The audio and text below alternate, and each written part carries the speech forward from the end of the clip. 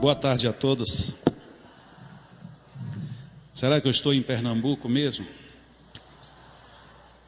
Boa tarde, pernambucanos. Muito bem. Estejamos em paz, guardando em nossa vida, em nossas experiências, todos os momentos felizes, que são aqueles que se transformam em aprendizado e luzes para as nossas vidas. Estejamos com Deus, já que Ele está sempre conosco e em nós. O meio espírita é um meio extremamente privilegiado. Quando Allan Kardec coloca que o espiritismo é uma ciência lastreada numa filosofia extremamente rica e, ao mesmo tempo, conduzindo tudo isso a uma vivência moral, portanto, nos colocando um posicionamento nobre do lado da religião, nós ficamos numa vanguarda espetacular.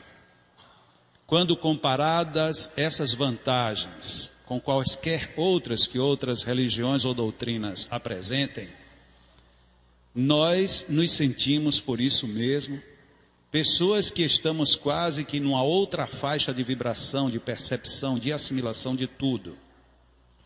O que é lamentável, entretanto, é o pouco caso e o pouco uso que normalmente fazemos de tudo isso. É por demais comum ouvirmos falar que a doutrina espírita, no seu aspecto de ciência, é vanguarda. E é.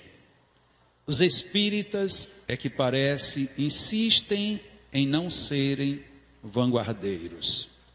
Desde a pouca leitura, o pouco estudo, eu poderia até usar um termo bem mais comum, a pouca briga que a gente compra pelas boas causas.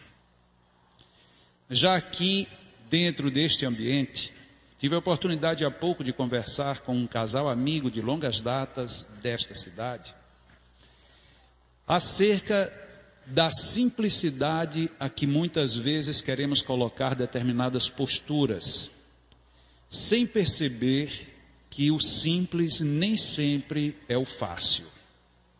E eu usei a seguinte imagem: se nós chegarmos observando um pianista com total domínio da técnica de tocar piano, e ficarmos olhando como ele dedilha todas as teclas e como a música sai com vida própria, a primeira impressão que nós temos é de que naquela virtuosidade está uma simplicidade, porque aquele pianista não faz careta, não tem enrijecimento muscular, ele não sofre para fazer algo tão belo e tão bem feito.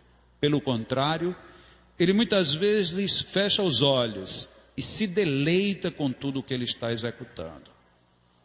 E nós, en passant, dizemos: que coisa simples é tocar piano. E aí chegamos em casa, pegamos um teclado e vamos ver como é simples tocar piano. E qual não é a decepção que a gente não consegue tocar muitas vezes sequer um parabéns a você. No meio espírita, nós fazemos muito isso. Achamos tudo simples e simplificamos mais ainda, sem preservar o que de fato é essencial. Vamos ver na codificação que alguns conceitos que temos ouvido em relação a um único assunto que se chama passe ou magnetismo, como o simples não tem sido muito fiel ao que Allan Kardec e os codificadores nos posicionaram. Primeiro de tudo, Allan Kardec coloca esta frase que serve absolutamente para tudo. Todas as frases, todas as citações aparecerão as referências. Em O Livro dos Médiuns, indispensável se faz o estudo prévio da teoria para todo aquele que queira evitar os inconvenientes peculiares à experiência. Isto vale, como eu disse, para qualquer coisa, mas normalmente nós não usamos este princípio. Nós primeiro vamos para a prática e depois a gente vê o que é que dá para arranjar. grande parte dos médiuns que nós conhecemos são aqueles que começaram a ter sensações, visões, intuições, e um dia foram para um centro espírita porque precisavam desenvolver, porque se não desenvolvessem, e aí fica aquela reticência longa. E muitos se tornaram médiuns, começando pela prática. Portanto, caindo exatamente no campo a que Allan Kardec adverte. Não tiveram como evitar estes inconvenientes, porque não têm uma teoria assimilada para justificar a prática. E é porque nós temos o livro dos médiuns à nossa disposição. Sem sombra de dúvidas, o maior manancial, a maior referência que se tem acerca da mediunidade em qualquer literatura e em qualquer época. E o que é que nós temos feito? Eu costumo brincar quando faço seminários de passe, dizendo para as pessoas que vocês que estão querendo fazer estudo do passe, já devem ter lido o livro dos médiuns pelo menos 5 vezes. Concordam? E todo mundo começa a rir, eu não entendo por que sorriem tanto. Porque na realidade isso não era uma brincadeira, isso é um assunto sério. Mas será que nós que somos médiuns, já lemos o livro dos médiuns 5 vezes? Porque até hoje eu leio o livro dos médiuns, e até hoje eu descubro coisas novas.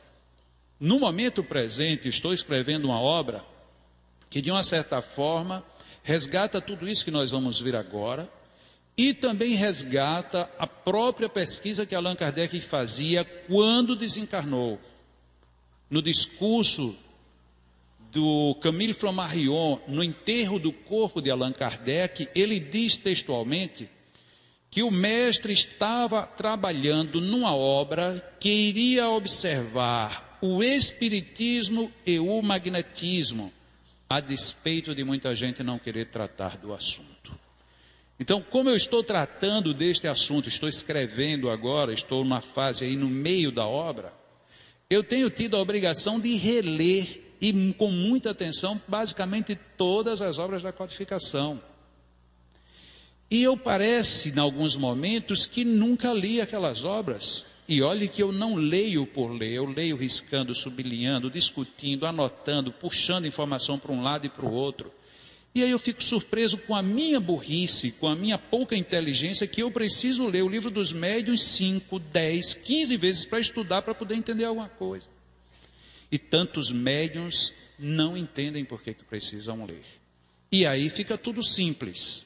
Ou, se olharmos por um outro ângulo, tudo pouco eficiente. Allan Kardec, ele nos coloca já em O Livro dos Espíritos, na questão 33, a seguinte proposta para os espíritos. A mesma matéria elementar é suscetível de experimentar todas as modificações e de adquirir todas as propriedades?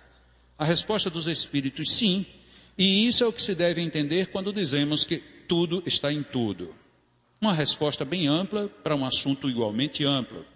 Allan Kardec percebe com a sua sagacidade que a expressão tudo está em tudo tinha um significado mais profundo. E ele quis se fazer entender. Então ele dá a sua opinião, que é a seguinte: este princípio, qual é o princípio? Tudo está em tudo, explica o fenômeno conhecido de todos os magnetizadores e que constituem dar-se pela ação da vontade a uma substância qualquer, a água, por exemplo, propriedades muito diversas, um gosto determinado e até qualidades ativas de outras substâncias. Disse que não há mais de um elemento primitivo e que as propriedades dos diferentes corpos são apenas modificações desse elemento. O que se segue é que a mais inofensiva substância torna... Aqui eu não estou vendo, acho que vocês vão ler, tem o mesmo princípio que a mais deletéria. Assim, a água, que se compõe de uma parte de oxigênio e 2 de hidrogênio, se torna corrosiva, duplicando-se a proporção do hidrogênio. Perdão, muito obrigado.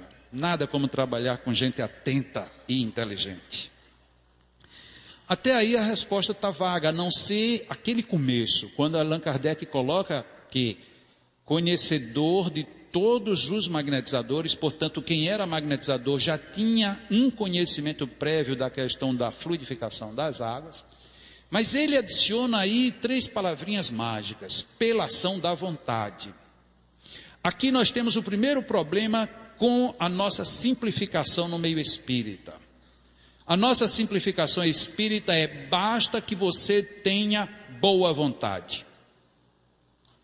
E a gente acha até que ter boa vontade é muita coisa, e eu digo que não é. Porque a boa vontade é um mecanismo que dá partida a algo, mas precisa que mais alguma coisa seja movimentada. Por exemplo, a boa vontade fez com que todas essas cadeiras que estão vazias estivessem vazias. Porque a boa vontade dessas pessoas está com elas ali fora ainda, ou levou-as para ir resolver outro problema lá fora. As cadeiras que estão ocupadas são as cadeiras das pessoas que tiveram vontade. Porque a boa vontade, a chuva impede, a família impede, a mãe atrapalha, o marido perturba, o vizinho tira a gente do roteiro, tudo nos atrapalha. A boa vontade, ela é fenomenal para nos atrapalhar. Agora, quando a gente tem vontade, a gente faz qualquer coisa. Isso é uma diferença capital que parece, no primeiro momento, é uma coisa muito simples. Não, meus irmãos, vamos ter boa vontade. Boa vontade não constrói um edifício. Quem constrói um edifício é a vontade. Eu vou construir um edifício, eu vou construir uma obra, eu vou realizar um semestre. Se não tiver vontade, se ficar na boa vontade, a gente consegue no máximo fazer 2 reuniões. Na terceira já não tem mais ninguém. Porque quem movimenta é a vontade. Mas Jacó, você está extrapolando, porque numa resposta dessa, numa única consideração dessa, você está falando da vontade com tanta ênfase. Vamos para frente. Vamos ver quantas vezes essa palavrinha vai aparecer. Allan Kardec, continuando na mesma citação, a citação está longa, porque eu não gostaria que ninguém dissesse que eu tirei uma frase pinçada para tirar uma conclusão. Então, a transcrição é integral. Quem quiser depois pode conferir. Transformação análoga à mudança da água, se pode produzir por meio da ação magnética, portanto, do magnetismo, dirigida pela vontade. Aqui fica complexa a questão, porque é uma ação magnética que é dirigida por quem? Por uma ação chamada vontade. Então é a vontade que dirige uma ação magnética. Então não é aquela coisa de, olha, você chega e se posiciona na frente de alguém e pede a Deus que proteja. Talvez tenha muita vontade, se você estiver fazendo até uma oração com muita fé. Fé e vontade são sinônimos. Só que a nossa fé ainda é uma fé muito em cima de ídolos, muito em cima de imagens que a gente não apalpa. E aí, portanto, a nossa vontade vai no mesmo nível. A transformação magnética, ela se dá por uma direção, e portanto objetiva, de uma ação que é da vontade. Continuemos. No livro dos Espíritos ainda, questão 424. Por meios de cuidados dispensados a tempo, podem reatar-se laços prestes a se desfazerem e restituir-se à vida a um ser que definitivamente morreria se não fosse socorrido? Normalmente a gente imagina dentro de uma outra resposta do livro dos Espíritos que sim, a pessoa se não for socorrida morre, mas se tiver chegado a hora morre do mesmo jeito. Ok, os Espíritos responderam o seguinte: sem dúvida, portanto, alguém pode ser socorrido na hora da morte e escapar. E todos os dias temos prova disso. O magnetismo em tais casos constitui muitas vezes poderoso meio de ação porque restitui ao corpo o fluido vital que lhe falta para manter o funcionamento dos órgãos. Uma leitura rápida, a gente diz, é isso mesmo. Uma leitura mediana nos diz, Allan Kardec recebeu dos Espíritos, primeiro, confirmação do magnetismo. Na questão anterior foi Allan Kardec quem falou do magnetismo. Aqui agora já são os Espíritos. Os Espíritos falando da ação magnética, dando a causa mortes, dando, no caso, uma ação em cima de uma causa mortes de muita gente. Muita gente desencarna por quê? Porque falta fluido vital. Como é que se restitui fluido vital? Através do magnetismo. E dessa forma se pode reconstituir o funcionamento dos órgãos. Mas como é que a gente faz isso? É simples. Basta você chegar a ficar de frente da pessoa, Senhor, faça a sua vontade. A gente sempre diz isso. Veja o simples onde é que a gente para. Só que é preciso uma ação dirigida, mas só dirige quem sabe dirigir. Só tem vontade quem se determina. Como é que a minha faculdade de magnetizador vai funcionar se eu não me imponho o conhecimento em cima disso? Vamos continuar. Livro dos Espíritos 483. Qual a causa da insensibilidade física que se observa em alguns convulsionários, assim como em outros indivíduos submetidos às mais atrozes torturas? Os convulsionários, hoje em dia já não se sabe o que é isso, a não ser que a pessoa tenha tido a curiosidade de lendo o Livro dos Espíritos ou o Livro dos Médiuns e a Gênese, e tenha ido recorrer à Revista Espírita de Allan Kardec, ou em última instância, tenha buscado através da internet uma Wikipédia, por exemplo, para ver o que eram convulsionários. Os convulsionários eram aquelas pessoas, eu não preciso dizer que vocês já sabem, né? Então, deixa para lá. Vocês não já leram 5 vezes? Ah, é porque não leram a Revista Espírita. Então eu vou dar uma colher de chá, vamos lá. Os convulsionários eram pessoas que por algum motivo entravam em convulsão magnética. Significa dizer, umas em transes profundos e outras em transes sonambúlicos, que era a expressão de Allan Kardec, em que muitas vezes a pessoa se jogava, se atirava, era açoitado, chegavam até a sofrer fraturas físicas e não sentiam nenhuma dor. E o que era mais interessante, principalmente no caso mais famoso que Allan Kardec tratou, que foram os convulsionários de Saint-Médard, que foi um cemitério junto a um túmulo de um abade católico, e lá foi onde aconteceram todos esses fenômenos por mais de 4 anos, em que as pessoas se aproximando do túmulo entravam em transe, entravam em crises convulsivas. E muita gente duvidava e quando se aproximava tinha lá fenômenos convulsivos coletivos.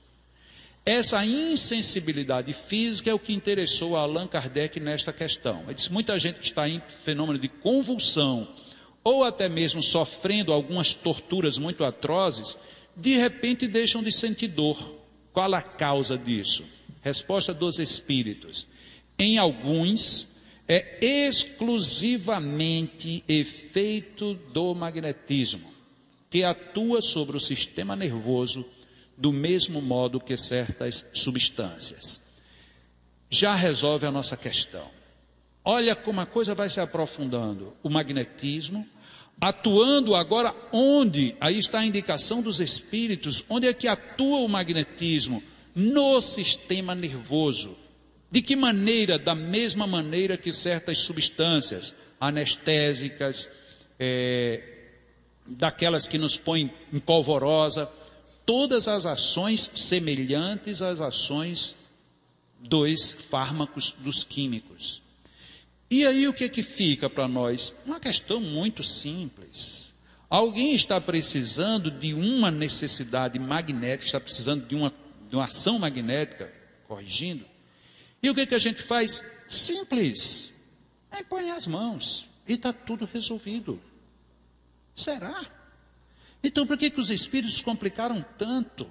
Porque de uma certa forma isso é uma complicação. Dizer que o jato fluídico que eu uso atua na pessoa da mesma maneira que uma substância química atua no sistema nervoso. Mas Jacó aqui ele não falou de que tem alguém transferindo magnetismo.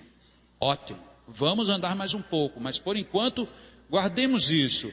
O magnetismo suprime determinadas sensibilidades através da inoculação dele pelo sistema nervoso, o qual, sob efeito do magnetismo, procede da mesma maneira que um corpo submetido a determinadas substâncias. Passemos adiante. Livro dos Espíritos, questão 555. Essa questão é facílima de se decorar. Número 555. Depois de hoje, qualquer dúvida que vocês tiverem do que eu vou dizer, olha, eu não me lembro nada do que Jacó falou, mas eu me lembro de um número, 555. Essa é a questão do Livro dos Espíritos, em que Allan Kardec colocou para que nós refletíssemos de uma maneira mais segura quando a gente for falar sobre magnetismo. Que sentido se deve dar ao qualificativo de feiticeiro? Pergunta de Allan Kardec. E os espíritos, aqueles a quem chamais feiticeiros, são pessoas que, quando de boa fé, gozam de certas faculdades, como sejam a força magnética ou a dupla vista. Então, como fazem coisas geralmente incompreensíveis, são tidas por dotadas de um poder sobrenatural. Os vossos sábios não têm passado muitas vezes por feiticeiros aos olhos dos ignorantes? Esta foi a resposta dos espíritos, deixando destacado que quando uma pessoa age de boa fé, ela gozando de certas faculdades, como a força magnética ou então a dupla vista. A dupla vista seria algo como uma vidência profunda ou uma clarividência. Allan Kardec então adita o seguinte comentário: o espiritismo e o magnetismo nos dão a chave de uma imensidade de fenômenos sobre os quais a ignorância teceu um sem número de fábulas em que os fatos se apresentam exagerados pela imaginação. O conhecimento lúcido dessas duas ciências. Quais são as duas ciências, por favor? Ótimo. Então, o conhecimento lúcido, iluminado, sem sombra de dúvidas, sem qualquer mescla, o conhecimento lúcido do espiritismo e do magnetismo, que, a bem dizer, formam uma única ciência, e aqui a gente tem que refletir sobre isso. Espiritismo e magnetismo, na palavra de Allan Kardec, formam uma única ciência. E aí nós queremos colocar o magnetismo debaixo do tapete, sob o manto de uma falsa simplicidade. O conhecimento lúcido dessas duas ciências, que a bem dizer formam uma única, mostrando a realidade das coisas e suas verdadeiras causas, constitui o melhor preservativo contra as ideias supersticiosas, porque revela o que é possível e o que é impossível, o que está nas leis da natureza e o que não passa de ridícula crendice. Continuando com Allan Kardec agora no Livro dos Médiuns, do Laboratório do Mundo Invisível, aquela cena que vocês já leram mais de 5 vezes, aquela senhora que estava doente, e aparece para ela um espírito encarnado, agora só que é o vulto dele, porque o homem não esteve lá, e este vulto tira do bolso de algibeira, que era aquele bolsinho que a gente tinha antigamente escondido, ele tira uma caixinha de rapé. Uma caixa de rapé, para as pessoas que são mais jovens, era um vício muito comum há mais ou menos 40, 50 anos, em que as pessoas tinham fumo bem picado, bem miudinho. Nas feiras aqui em Pernambuco ainda tem para vender rapé. E que as pessoas tiravam um pouquinho daquele pó e colocavam na narina e fazia... E aí dava um espirro todo sofisticado. Porque tinha que ser chique, né? Isso era uma moda chique. O pessoal do interior não. O pessoal do interior disse que não prestava. Tinha que ser... E aí se desmanchava. Então era para isso que servia o bendito do rapé. E aquela senhora foi visitada por este vulto que tinha uma caixinha de rapé. E Allan Kardec então discute com os espíritos se aquilo realmente tinha rapé, se ela quisesse pegar na caixa pegaria, se abrisse teria, e se tivesse veneno, se o espírito quisesse fazer veneno, ele poderia, mas não seria consentido. E eu, graças a Deus, porque se os espíritos pudessem fazer veneno, eu acho que o mundo já tinha sido dizimado. Porque quem de nós não tem um inimigozinho do lado de lá? Ele olhava do lado de lá e dizia: rapaz, vai tomar um café, venenozinho nele, básico, para ele já voltar para o lado de cá, né? Então não daria certo. os espíritos dizem na resposta, Allan Kardec comenta de que isto não é possível na toda a amplitude. Essa foi o pano de fundo para este capítulo, e que depois Allan Kardec pergunta sobre a vestimenta dos espíritos. Aí os espíritos dizem: até que enfim chegastes aonde queria. Depois de tudo isso, Allan Kardec então levanta uma teoria, levanta a sua estrutura hipotética. Esta teoria nos fornece a solução de um fato bem conhecido em magnetismo, mas inexplicado até hoje: o da mudança das propriedades da água por obra da boa vontade. Não, é só da vontade. Veja que palavrinha chata, ela já aparece, nunca aparece a danada da boa vontade. Toda vida com Allan Kardec só vem a vontade. É impressionante isso.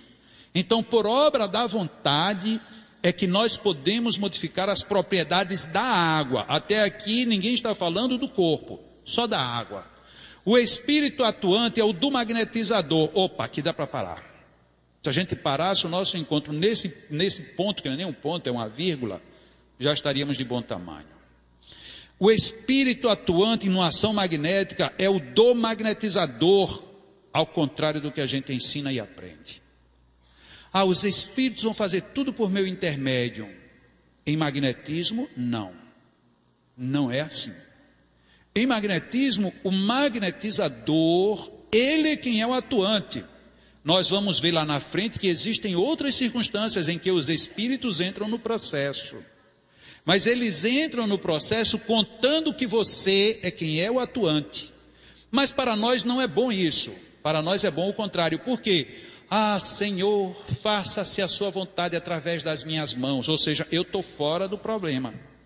Se der certo é porque eu sou santo e puro, passou tudo puro. Se deu errado é porque o problema é seu, você ainda precisa continuar doente. Eu estou fora do esquema.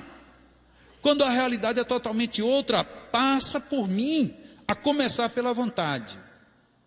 O espírito atuante é o do magnetizador, quase sempre assistido por outro espírito. Entra um outro problema. Por que Allan Kardec não colocou sempre assistido por outro espírito? Ele colocou quase sempre. E a gente aprendeu que é sempre. E não é. Acreditamos que na grande maioria das vezes seja. Mas a abertura anotada por Allan Kardec em seja, que é quase sempre. Como vocês talvez não tenham tido tempo de ler toda a revista espírita, principalmente as do ano de 1858, 1859 e 1860, que foi onde ele concentrou muitos artigos sobre magnetismo, talvez isso aqui tenha sido um deslize. Pode alguém pensar. Quem leu esses 3 primeiros anos de revista espírita tem absoluta, plena e total convicção de que ele quis dizer exatamente isso que aí está. Não foi erro de tradução. Nem sempre tem espírito. Mas nós na casa espírita colocamos sempre que os espíritos é que estão fazendo tudo e a gente está ali só para não atrapalhar. Que bom seria se nós pelo menos não atrapalhássemos. Ele opera uma transmutação por meio do fluido magnético, que é a substância que mais se aproxima da matéria cósmica ou elemento universal. E aqui está o pulo do que Allan Kardec colocou. Ora, desde que ele pode operar uma modificação nas propriedades da água, pode também produzir um fenômeno análogo com os fluidos do organismo, donde o efeito curativo da ação magnética convenientemente dirigida. Aqui ele disse: vocês entenderam tudo em cima da água? Entenderam? Pois é isso mesmo que se aplica agora quando é de ser para ser, de ser humano para ser humano. Só que com um complicador, as 2 últimas palavras: convenientemente dirigido. O que é uma coisa convenientemente dirigida? Uma coisa é convenientemente dirigida quando ela atende para onde vai e atende quem mandou. Não pode ter uma condução conveniente se alguém não sabe conduzir. São 2 palavrinhas que passam reto quando a gente lê, mas que traduzem uma responsabilidade enorme. E por ironia, o senhor Allan Kardec e os próprios espíritos repetiram essa mesma conjugação convenientemente dirigida outras vezes no Livro dos Médiuns, uma vez em A Gênese e outras vezes na Revista Espírita. Portanto, também não é problema de interpretação de alguém que fez tradução. Allan Kardec quis exprimir exatamente isto: convenientemente dirigido. Como é que eu dirijo alguma coisa se eu não sei como dirigir? Eu fui passista, totalmente ignorante, quando eu tinha 15 anos, foi o meu início. Tinha um magnetismo exuberante, quase que beirando ao ridículo. Mas a coisa que me incomodava era não saber como era que dominava aquilo. Para mim era angustiante saber que eu estava aplicando um passe numa pessoa e não podia perguntar se ela ficou bem ou se ela ficou mal.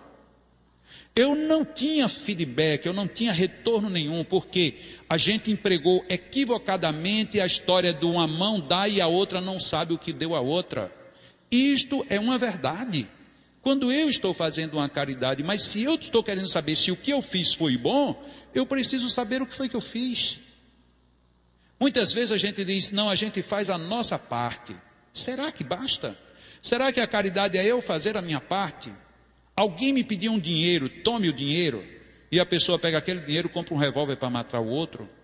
Tome o dinheiro e a pessoa pega o dinheiro e vai comprar pedra de crack para se drogar. Ah, mas eu fiz a minha parte. Ótimo, você fez a sua parte na permanência daquele entregue às drogas. Será que é isso que a gente quer? Quando nós vamos pegar num pintinho recém-nascido, a galinha nos agride. E a gente diz, mas eu sou mãe, se tocar no meu filho eu defendo porque eu amo. Com toda a permissão, é o mesmo amor dos animais pelas suas crias. Isso ainda é instinto. Amor está muito mais longe do que isso. Não é simplesmente agredir quem vem me tocar, é eu fazer algo mais. Porque enquanto eu estiver nesse nível, eu estou no nível do reino animal. Vai pegar num cachorrinho que a cadela acabou de dar cria para ver o que acontece, ela parte para cima de você. Então, se alguém vem tocar no meu filho e eu fico ofendido, eu estou ainda nesse ponto igualzinho a qualquer animal. O que eu tenho é que tratá-los diferente, inclusive entender quem está se aproximando, para defendê-lo não com patas, mas defendê-lo com mãos, com olhar, com palavra. Convenientemente dirigido, como é que eu posso ser conveniente numa aplicação de magnetismo, se eu simplesmente aplico o magnetismo porque está na lei da natureza? Se fosse assim, para que eu? Para que qualquer um de nós? Vamos em frente. Ainda com Allan Kardec, no Livro dos Médiuns, agora no capítulo chamado Mediunidade Curadora, num item chamado Mediunidade Curadora, que é onde muitas vezes a gente se confunde. Allan Kardec deixa totalmente clara a distinção entre magnetismo e mediunidade de cura. No Centro Espírita, eu acho que há até um certo interesse em deixar isso tudo confuso. A gente junta tudo, porque tudo junto fica, um vai se desculpando com o outro, um vai se encobrindo com o outro, e a gente não precisa ir muito além. Diremos apenas que este gênero de mediunidade consiste principalmente no dom que possuem certas pessoas de curar pelo simples toque. Olha, que Allan Kardec complica a vida dos espíritas, né? A gente não pode tocar, a gente não aprendeu isso. Mas Allan Kardec não diz isso. Pelo olhar. Ah, então a gente cura também pelo olhar? Cura. Mesmo por um gesto. Opa, ele aqui não falou imposição não, porque um gesto pode ser uma imposição, quanto pode ser um movimento. E aí, como é que a gente vai ficando com aquilo tudo que a gente sempre aprendeu? Sem o concurso de qualquer medicação. Ele coloca, diremos sem dúvida, que isso mais não é do que magnetismo. Evidentemente, coloca ele ainda. O fluido magnético desempenha aí importante papel. Porém, quem examina cuidadosamente o fenômeno, sem dificuldade reconhece que há mais alguma coisa no fenômeno da mediunidade curadora. Ou seja, se a gente já interrompe aí, Allan Kardec reconhece que tudo aquilo que está no início é o que diz respeito ao magnetismo. Então, se você consegue curar por um toque, por um olhar, por um gesto, ou seja, por alguma técnica de magnetismo, sem uso de qualquer medicamento, você está tendo uma ação magnética. Mas tem algo a mais quando se trata de mediunidade. O fenômeno, a magnetização ordinária, Ou seja, a magnetização comum, essa palavra ordinária, não é no sentido que nós nordestinos tomamos, ordinária no sentido de comum. A magnetização ordinária, comum, é um verdadeiro tratamento, seguido, regular e metódico. Mas será que a gente sabia disso? Que um tratamento magnético, ele é um tratamento que precisa ser seguido, ser regular e ter métodos. Ah, mas não é tudo os espíritos que fazem? Não, já não é, a gente já viu antes que não é.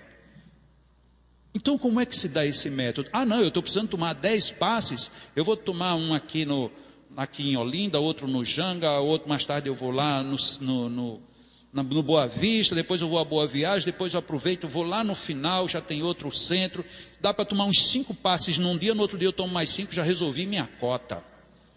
Onde é que ficou esse caráter de seguido, regular e metódico?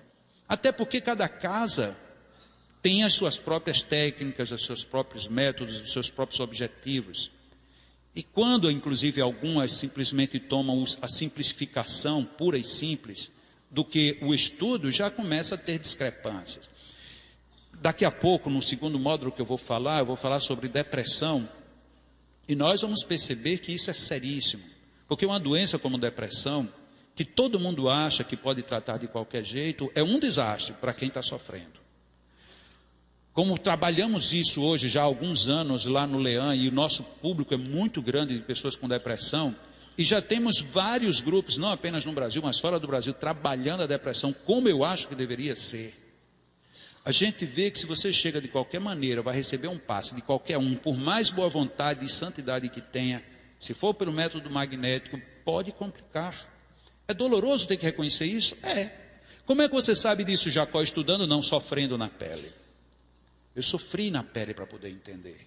Passei uma depressão profundíssima e todos os dias não era qualquer pessoa que ia me aplicar passes. Eram as pessoas que trabalham comigo, estudaram comigo e atuavam na mesma casa comigo.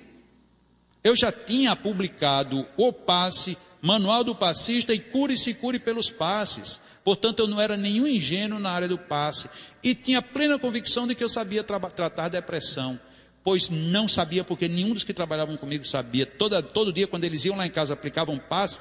E não era chegar lá em casa e dizer, chega Jacó, senta aqui, e vai embora. Chegavam, conversavam, abriam o evangelho, faziam um evangelho, liam uma mensagem, oração, ficavam 3, 4, todo mundo orando, aplicava o passe em mim. Quando saíam lá de casa eu estava pior. Eu só podia entender o que? Isso é uma obsessão muito violenta, esses espíritos vão querer me matar. Ou então, esse pessoal não está sabendo como eu também não sabia.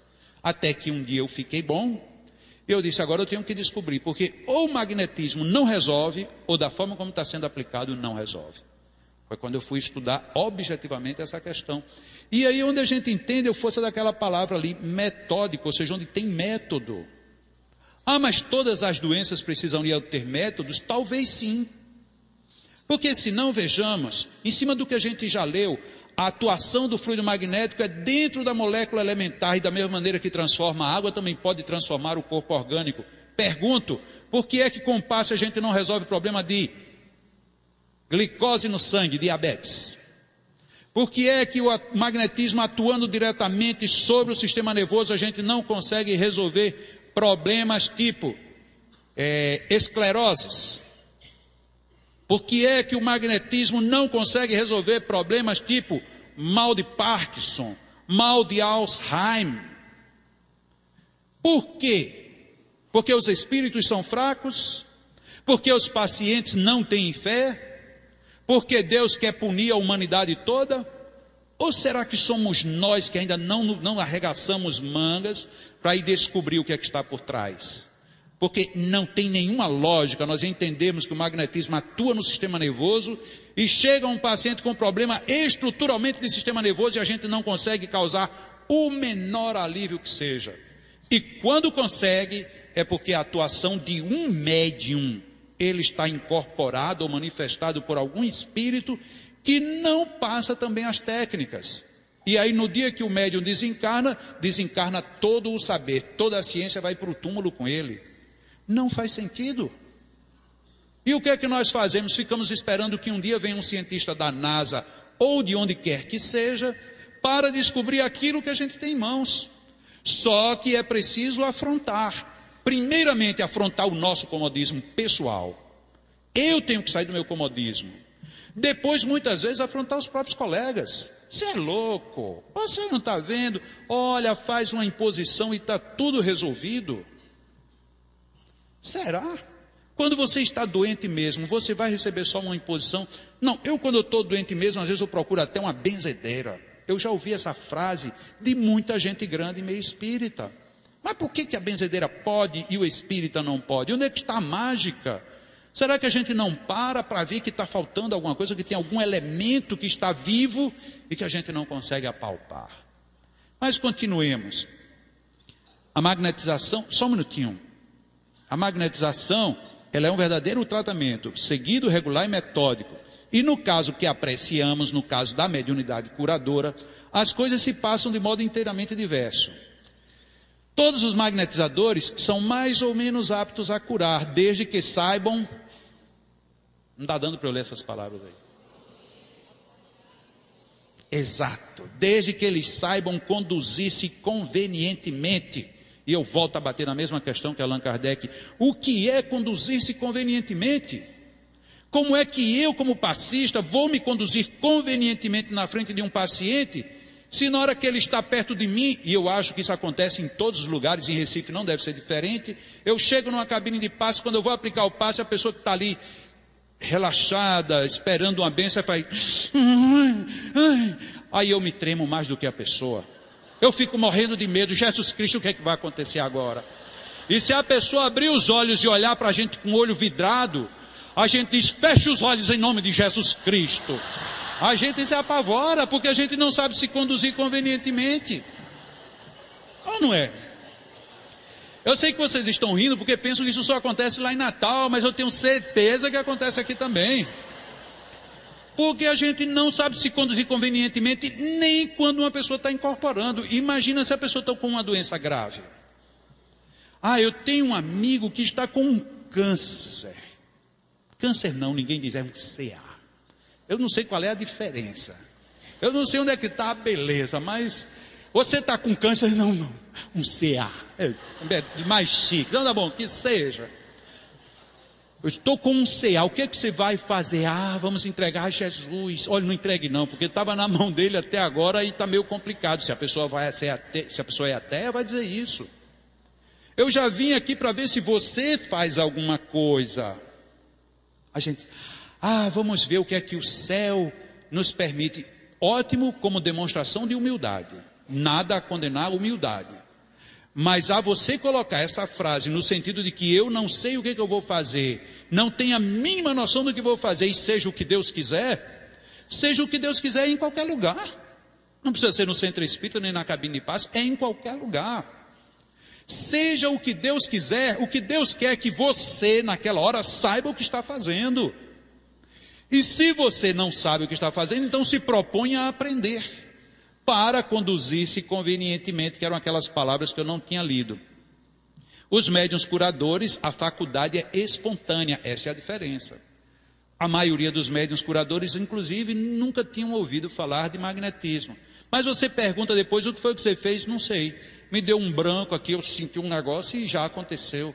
E o que é que a gente aprende com isso? Muito pouco. A diferença entre o magnetismo e o mediunismo é que no magnetismo você pode estudar em você e no outro.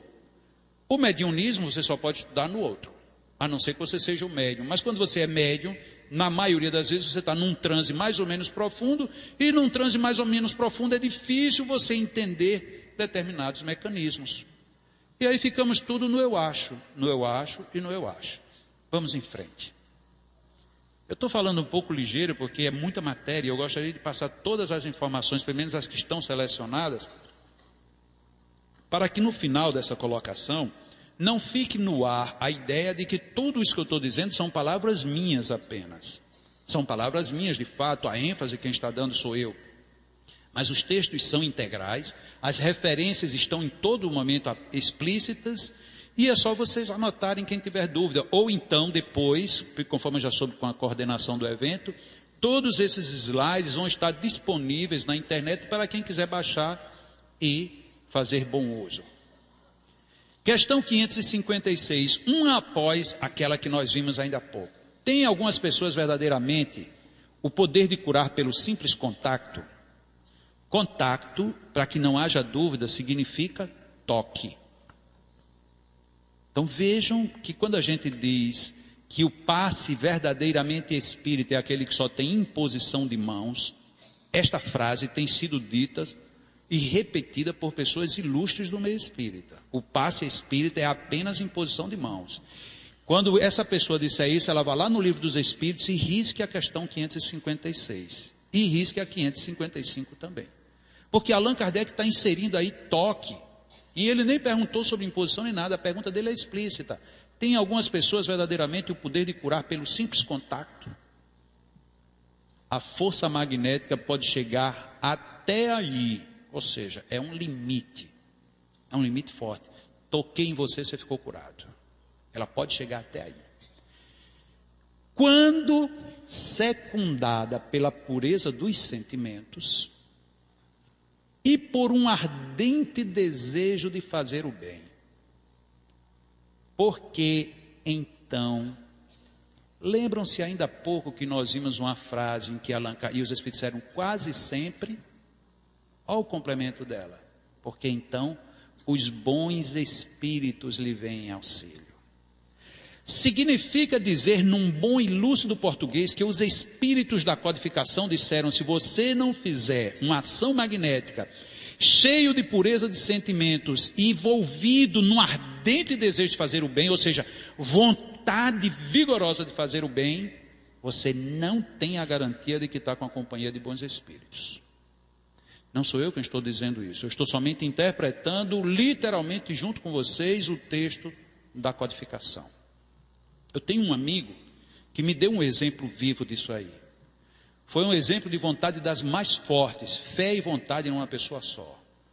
Estou em casa e essa pessoa me liga, Jacó, oi, tudo bom, rapaz, olha, eu quero falar com você o seguinte, tem uma pessoa que está muito doente, e eu estou telefonando para você, para nós dois curarmos essa pessoa.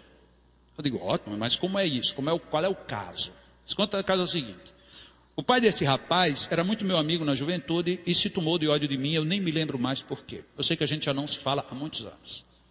E o filho dele está com 17 anos, um jovem impecável de saúde, atleta, natação, não bebe, não fuma, dorme cedo porque ele se dedica plena e integralmente à sua atividade física. Estudioso, um filho exemplar.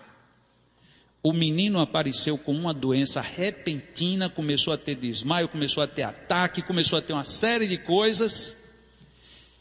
E o pai dele internou ele para o hospital para fazer uns exames, vira para cá, ninguém sabe o que é, quando de repente um dos médicos diz, reunindo a equipe, diz, o menino tem poucos dias de vida, vai morrer.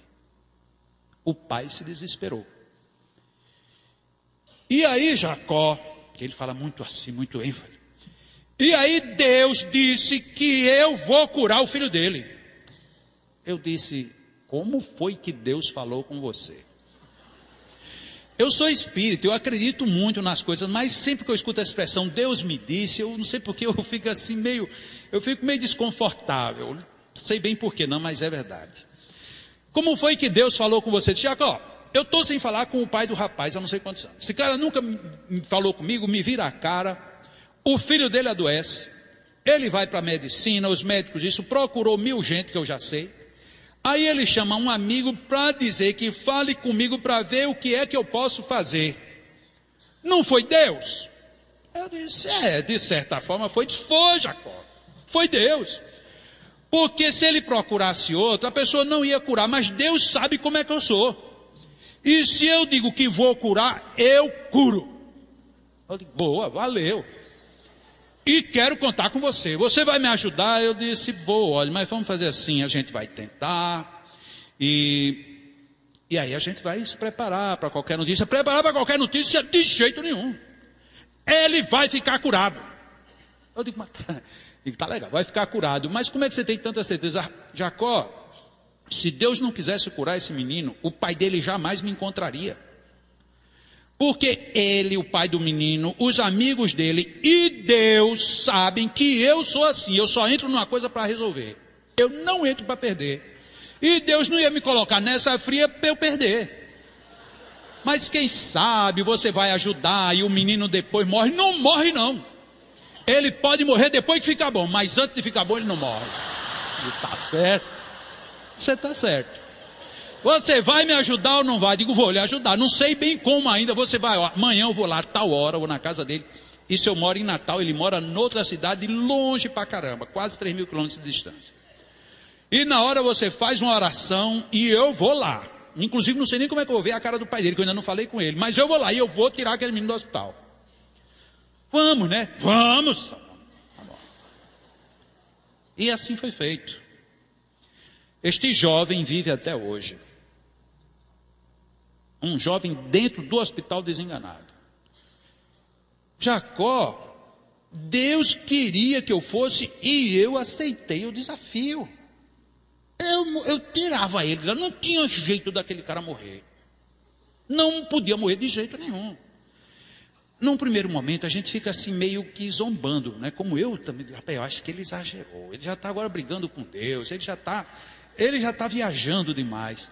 Não, era plena convicção que ele tinha um poder, uma vontade, um desejo firme de resolver, que a gente não tem. A gente diz assim, olha, Allan Kardec, quem já leu, alguém aqui já leu o Evangelho segundo o Espiritismo? Já, né? Tá, ó. Lá no final do Evangelho tem um capítulo que é só voltado às... isso mesmo. Não tem uma prece que Allan Kardec comece assim, meus amigos espirituais, mentores, meus familiares. Ele só começa lá em cima. Deus, Pai Todo-Poderoso. Ou seja, ele não tem medo de tratar a coisa num tom maior. Porque inclusive no próprio Livro dos Espíritos ele já consignou. Quando perguntou aos Espíritos sobre por que o mal era tão forte, por conta da acomodação do bem. Aí a gente fica aqui, eu tenho um amigo que desencarnou, vou pedir a ele para me ajudar. Tudo bem, nada contra. Mas por que você não dá um salto um pouco maior? Vai lá por cima, pede para fazer a vontade de Deus, como Jesus inclusive ensinou. Pai nosso que estás nos céus. Ele começa por Deus. Aí a gente até nisso a gente é meio acanhado. Olha, você poderia me ajudar? Ai, quem sou eu? Olha, isso é terrível. Você chegar numa casa espírita, meu irmão, você poderia me ajudar? Não sei, vamos ver o que é que Deus nos reserva. Como humildade, volto a insistir, não tenho nada contra. Tem pessoas que agem assim por humildade. Parabéns. Mas como detenção de um poder de ajuda, isso é terrível. Como é que eu vou ajudar uma pessoa? Já pensou chegar num médico e dizer, doutor, eu estou muito mal, eu estou com febre, com a garganta inflamada, estou tossindo, me dói o peito, me dói as costas. O senhor poderia fazer alguma coisa por mim? Ai, não sei, vamos ver o que é que Deus nos sugere. Doutor, e no livro de medicina não tem nada, doutor. Mas não é assim. Eu sei que muitas pessoas podem até estar achando tudo ridículo que eu estou colocando, mas ou a gente para pensar um pouco, ou a gente vai ficar no simplicismo que não resolve, ou que pelo menos retarda um pouco o que poderia ser melhor. Porque então os bons espíritos vêm em nosso auxílio? Aqui está a conclusão daquela